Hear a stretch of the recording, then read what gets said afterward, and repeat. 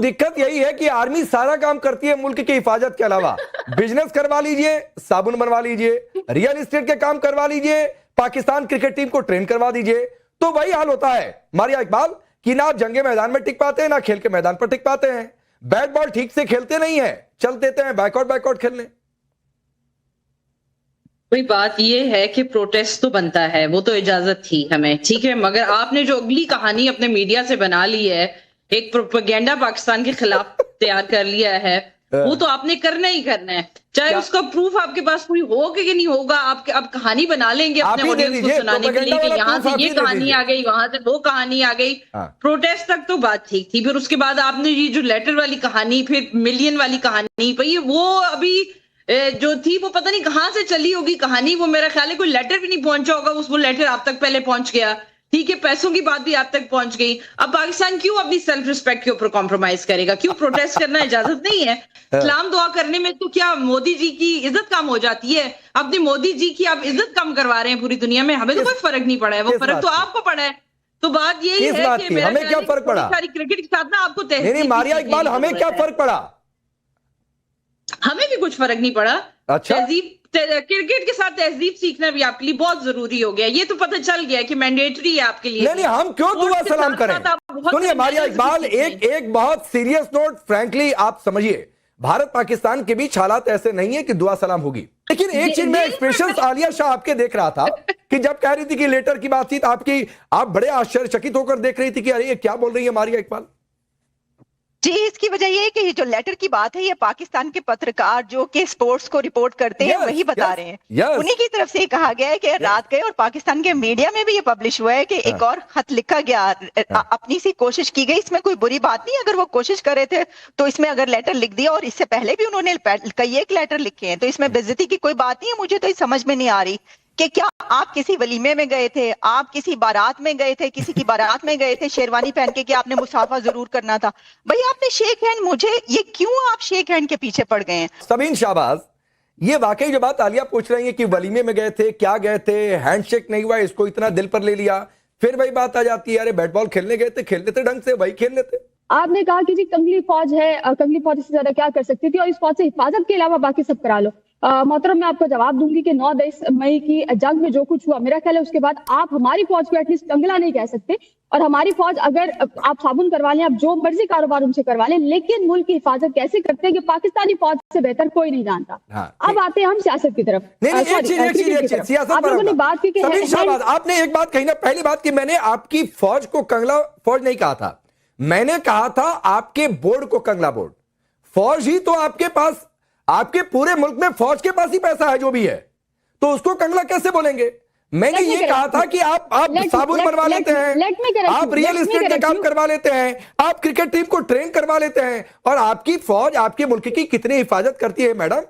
सन 71 में ग्लोब पर एक नया देश उभर गया था, बांग्लादेश नाम से, तो मत सिखाइए, वो पूरी दुनिया जानती है कि आपकी फौज कितनी हिफाजत करती है आपके मुल्क की। हम क्रिकेट पर बात कर रहे हैं, यहाँ पर कुछ साथियों ने जो है वो बात की है लेटर के हवाले से। लेटर की गर्दिश जरूर है, लेकिन वो किसी ऑथेंटिक सहाफी ने रिपोर्ट नहीं किया। दूसरा, 15-17 मिलियन की आप लोग बात कर रहे हैं, कहीं पर भी ये 15 या 17 मिलियन वाले लेटर की बात नहीं हो रही। देखिए, एहतजाज रिकॉर्ड कराना हमारा हक है, क्रिकेट के कुछ नॉर्म्स हैं, कुछ असूल हैं, उसको तमाम लोग फॉलो करते हैं, भारत भी उसको फॉलो करते हैं, हम भी फॉलो करते हैं। पाकिस्तान ने कभी भी क्रिकेट में सियासत को, या कभी भी भारत को क्रिकेट के नाम पर हमने टॉन्ट नहीं किया। देखिए, हिंदुस्तान के चैनल में जो भी एंकर होते हैं ना, वो थोड़ी सी तैयारी के साथ बैठते हैं। आरजू और आलिया, अगर मैं गलत कहूं तो आप लोग मुझे टोक दीजिएगा बीच में। इमरान खान नाम के क्रिकेटर याद है जिनको आपने जेल में डाल रखा हुआ है? वसीम अकरम याद है? क्या ये कहते थे भारत के सामने जब होते थे तो जो बॉल आती थी और मारते थे, जैसे लगता था कि कश्मीर सामने है, जिहाद लड़ रहे हैं। मैं गलत कह रहा हूं क्या? क्रिकेट के मैदान पर कश्मीर कौन लेकर आया, और किसने जो है वो कश्मीर को क्रिकेट के मैदान में जगह दी?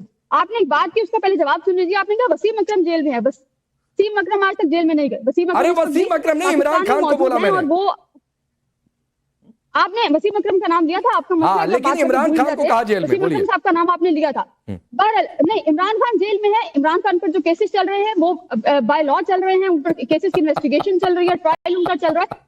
With in next 6 month 1 year Imran Khan hopefully के रिहा हो जाएंगे। लेकिन अगेन यही है कि सियासत और क्रिकेट जो है ये दोनों मेरा ख्याल है कि बहुत मुख्तलिफ चीजें हैं। अच्छा ठीक आरजू, मैं अभी हिंदुस्तान के पैनलिस्ट बस एक मिनट और वेट कर लें।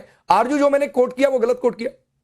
नहीं, आपने बिल्कुल सही कोट किया, इसलिए कि हमारे यहाँ चाहे शाहिद खान आफरीदी हो, चाहे बाकी प्लेयर्स हो, अभी आपने रिसेंटली भी देखा होगा कि जो मोहम्मद यूसुफ साहब हैं, उन्होंने किस तरह से आपके जो कैप्टन है उनका नाम लिया टीवी चैनल पे बैठ के। तो ये लोग बिल्कुल इस तरह की बात करते हैं, पॉलिटिक्स को बीच में लाते हैं, और शायद ये अगले इमरान खान या अगले प्राइम मिनिस्टर बनने की तैयारी कर रहे होते हैं। शाहिद खान आफरीदी तो अक्सर ही जैसे कहते हैं कश्मीर को लेकर बात करते हैं जो नहीं होनी चाहिए, लेकिन ना कोई रोकता है ना कोई टोकता है। और मोहम्मद यूसुफ साहब को भी इस वक्त तक पाकिस्तान की गवर्नमेंट को ना सिर्फ ये कि फाइन करना चाहिए था, बल्कि उनके टीवी चैनल्स पे भी बैन लग जाना चाहिए था, जिस तरह से उन्होंने इंडियन प्लेयर जो है उसके बारे में बात की। लेकिन अच्छा, एक चीज है, चलिए मुझे अपने आप का क्रॉस चेक करना था, क्योंकि ये ना कहे कि फैक्ट चेक भी मैं अपने हाथ से करा ले रहा हूं, तो इसलिए मैंने आरजू से फैक्ट चेक करा लिया। अब नाजिया इलाही खान, मुझे शहबाज शरीफ का एक पुराना स्टेटमेंट याद आ रहा है, हालांकि वो दूसरे संदर्भ में था, वो अमेरिका और दूसरे देशों से संबंध को लेकर था, कि बेगर्स कांट बी चूजर्स। तो यही तो कल भी हो गया कि बेगर्स कांट बी चूजर्स। वो कैसे चूज कर सकते हैं कि रेफरी को हटा दो?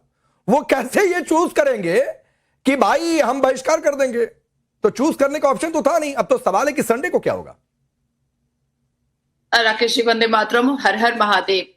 पाकिस्तान एक ऐसा देश है जो सर्वे बताता है 2025 मार्च का 76 ट्रिलियन बैड डेप्ट पर है। 76 ट्रिलियन, और अपने देश से इन्होंने कर्ज लेकर के रखा हुआ है, और अपने पोर्ट को और अपनी चीजों को बेच करके रखा हुआ है, जिसमें 56 ट्रिलियन इनको जमा करना है। देखिए, पाकिस्तान के क्रिकेट के पूरे टोली का जो हिजाब उतारा है वो दानिश कनेरिया ने आराम से उतार दिया था। किस तरीके से ये लोग प्ले ग्राउंड को जिहाद का मैदान बनाते हैं, किस तरीके से ये लोग प्ले ग्राउंड को दावत इस्लाम का मैदान बनाते हैं, ये आप 25 साल से उठा करके देखिएगा और 2025 अभी तक देखिएगा, तो ये लोग प्ले ग्राउंड पर खेलने कभी नहीं जाते हैं, खेलने नहीं जाते हैं। इनको हैंडशेक करने का इतना रोना है जैसे लग रहा था कि ईद की नमाज पढ़ने गए थे तो मुसाफा करना ही था इनको।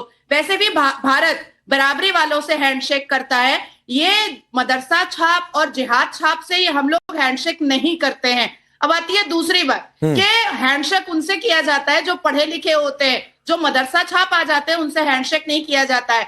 तीसरी बात कि भारत से हारना तो तय ही था, क्योंकि पाकिस्तान इतने कर्जे में है कि अपने क्रिकेट प्लेयर को ये लोग 26 इंच की टीवी पर ट्रेनिंग दिलवाते हैं। राकेश जी, ये लोग ग्राउंड पर उतार करके ट्रेनिंग नहीं दिलवाते हैं। इनके यहाँ बड़ी सी एक टीवी होती है और विदेश का एक कोच इन लोगों को टीवी पर ट्रेनिंग देता है। तो जैसे ही ये लोग इतना बड़ा ग्राउंड देखते हैं तो चौंक जाते हैं, हड़बड़ा जाते हैं, और डूबते को तिनका का सहारा मिल गया कि हैंडशेक किया नहीं तो हम मुंह छुपा के चले जाएंगे। ठीक है, मैं इसके आगे बढ़ता हूं और आपको और थोड़ा सा जानकारी देते हुए सबीन शहबाज, फिर मैं रोहित जी के पास जाता हूं।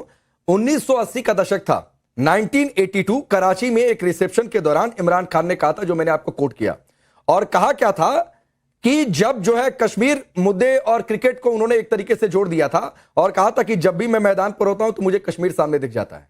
पाकिस्तान की बहनों को आपने बैठा के रखा है अपने चैनल पर। हमारी संस्कृति और सभ्यता हमें ये सिखाती है कि दुश्मन के घर की भी महिला हो तो उसका आदर और सम्मान होना चाहिए। देखिए, मैं जो बात कहने जा रहा हूं इसका दूरगामी परिणाम दिख रहा है आज दुनिया के पैमाने पर। प्रधानमंत्री, गणनायक, लोकप्रिय जननेता नरेंद्र मोदी जी के कुशल नेतृत्व में हमने पाकिस्तान की बाउंड्री के अंदर जाकर पाकिस्तान के जो सरगना हैं, अपराधियों के फूफा हैं, जनरल मुनीर, जो कांप गए भारतीय सेना के पराक्रम, वैभव और प्रभाव से। हमारे यहाँ हिंदी में एक बीमारी होती है बवासीर, जिसको अंग्रेजी में पाइल्स कहते हैं। भारतीय सेना के प्रभाव से बवासीर उखड़ गया शहबाज शरीफ का और उनके तुतपुंजिए जनरल मुनीर का।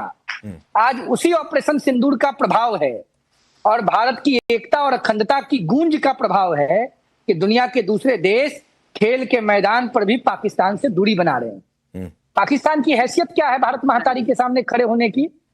पाकिस्तान ना तो पॉलिटिकली हमारे सामने स्टैंड कर सकता है, ना डिप्लोमेटिकली स्टैंड कर सकता है, ना टेक्निकली कर सकता है, ना इकोनॉमिकली कर सकता है, ना किसी भी आधार पर पाकिस्तान भारत के सामने खड़े होने की हैसियत में है। क्या बात करेगा पाकिस्तान, जिसका कण कण कर्जे में डूबा हो, जिसके नेता डर के मारे मोदी के डर से इतने कांप रहे हैं कि अपने पैसे को जहाज में लाद के लंदन और अमेरिका सेटल कर रहे हैं। ठीक है, नहीं उधर जाना भी नहीं है रोहित भाई, उधर जाना भी नहीं है मुझे। वो पाकिस्तान की क्या हालत है, नहीं हालत है, वो बात की बात है। लेकिन मारिया इकबाल आप बड़ा हम आगे हैं। हाँ। और भारत के पराक्रम का प्रभाव है कि शहबाज और जनरल मुनीर तो कांप ही गया, पाकिस्तान की क्रिकेट टीम भी कांप रही है। आज थर्सडे है और आज बृहस्पतिवार है, नहीं है, कल है शुक्रवार। मारिया इकबाल कल है शुक्रवार, जुमे का दिन, फिर एक दिन बाद शनिवार और उसके बाद रविवार, फिर मैच होगा, फिर हैंडशेक नहीं होगा, फिर पिटाई होगी, फिर हारेंगे, फिर बवाल होगा। जुमे से पहले हमारी ईद हो गई, क्योंकि हमारी तो इतनी ज्यादा बड़ा वेलकम हुआ सऊदी अरेबिया के अंदर। जुम्मे की नमाज में पाकिस्तानी आप भीख मांग रहे हैं नरेंद्र मोदी के सामने, छोटे-छोटे मैचेस को डिस्कस कर रहे हैं। अब दुनिया का मैच चेंज होने वाला है, पाकिस्तान को विश्व के मानचित्र पर कपवा दिया। अभी तो दुनिया का मैच चेंज होने वाला है, अभी तो सऊदी अरेबिया से मैच चेंज होगा, अमेरिका तक पहुंचेगा, भारत जिंदाबाद, Pakistan is a big hero. Shahbaz Sharif को बवासीर हो गया ना। अच्छा छोड़िए, नहीं रोहित भाई ऐसी बात नहीं। रोहित भाई रुकिए